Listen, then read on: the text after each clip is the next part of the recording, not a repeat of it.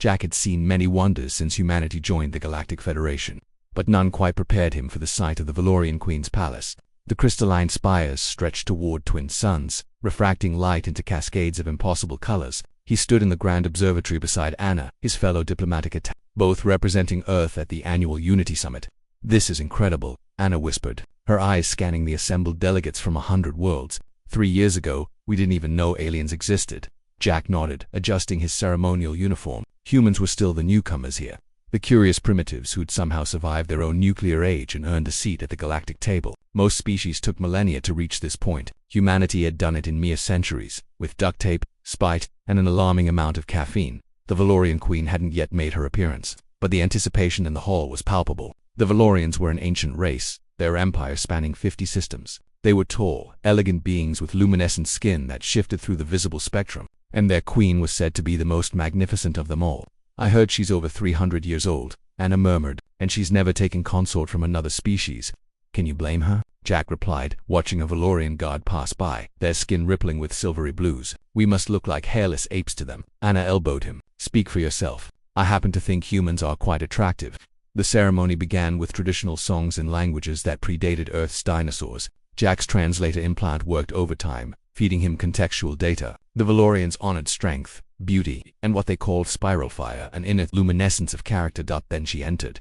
The Valorian Queen glided into the observatory, and conversation died like stars falling into a black hole. She was tall, even for her species, with skin that flowed through deep purples and golds. Her eyes were like liquid mercury, ancient and knowing. She wore robes that seemed woven from starlight itself, and upon her head sat a crown of crystallized dark matter, feat of engineering that shouldn't have been possible.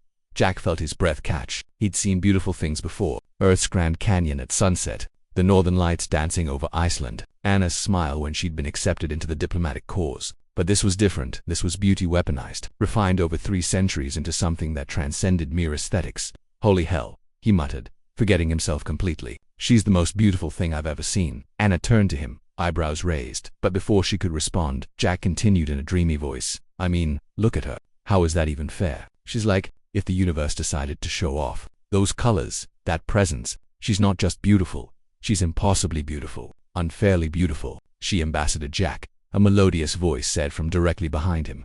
Jack's blood turned to ice. His translator implant helpfully informed him that the voice belonged to Queen Thesara IV of Valor, supreme ruler of the 50 systems, keeper of the and most importantly at this exact moment the person he'd just been gushing about while she stood less than 3 feet away.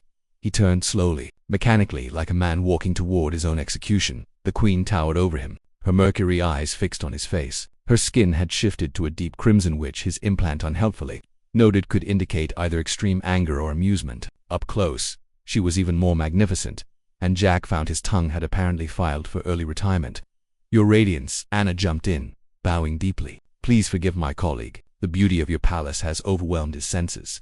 "Nice try, Anna," Jack thought miserably. "But we both know I said she, not it." The Queen's expression was unreadable. Around them, the hall had gone silent. Delegates from species that communicated through bioluminescence, electromagnetic pulses, and interpretive dance had all stopped to watch the human make a catastrophic fool of himself. "Tell me, Ambassador Jack," the Queen said, her voice carrying across the chamber, "in your assessment, what makes something impossibly beautiful?" Jack swallowed hard. This was it. He'd created an interstellar incident. Earth would be expelled from the Federation, and it would be entirely his fault. Future history books would mark this as the moment humanity's cosmic aspirations died because one idiot couldn't keep his thoughts internal. But something in her tone, a hint of genuine curiosity, made him answer honestly. I think it's when something is so perfectly itself that it couldn't be anything else," he said slowly. "When form and function and purpose align so completely that you can't imagine the universe without it. Your radiance embodies that. You're not just a queen or just Valorian. You're essential, like gravity or time." The Queen's skin flickered through a rapid cascade of colors. The silence in the hall deepened.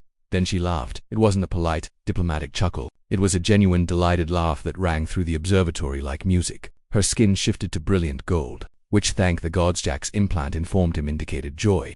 347 years, she said, still smiling. "And that is the first time anyone has described me as essential like gravity. Humans are endlessly surprising." She turned to address the assembled delegates. "This is why we invited them, is it not? Every other species approaches us with carefully calculated compliments, diplomatic niceties, and political maneuvering. But humans," she looked back at Jack, "humans speak their truth without filter. even when it terrifies them, especially when it terrifies them. This is your spiral fire. Anna nudged Jack gently, her face split with a relieved grin. The Queen stepped closer, and Jack caught a scent like ozone and honey. Your species survived your own worst instincts, Ambassador. You looked into the nuclear void and chose to step back. You reached for the stars, despite having every reason to destroy yourselves first. That is true beauty, the beauty of defiant hope. She extended a hand, which shimmered with inner light. Walk with me. I wish to hear more of these unfiltered human observations.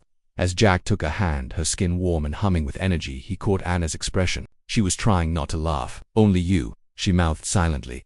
The Queen led him through the crowd, which parted like water. Tell me, Ambassador, what else do you find impossibly beautiful? And Jack, finding his courage, began to talk about Earth, about humanity's chaotic, messy, magnificent journey to the stars, about how they'd built cathedrals and skyscrapers, composed symphonies and wrote poetry, all while knowing they would die, about how they loved fiercely despite, or perhaps because of, their brief lifespans.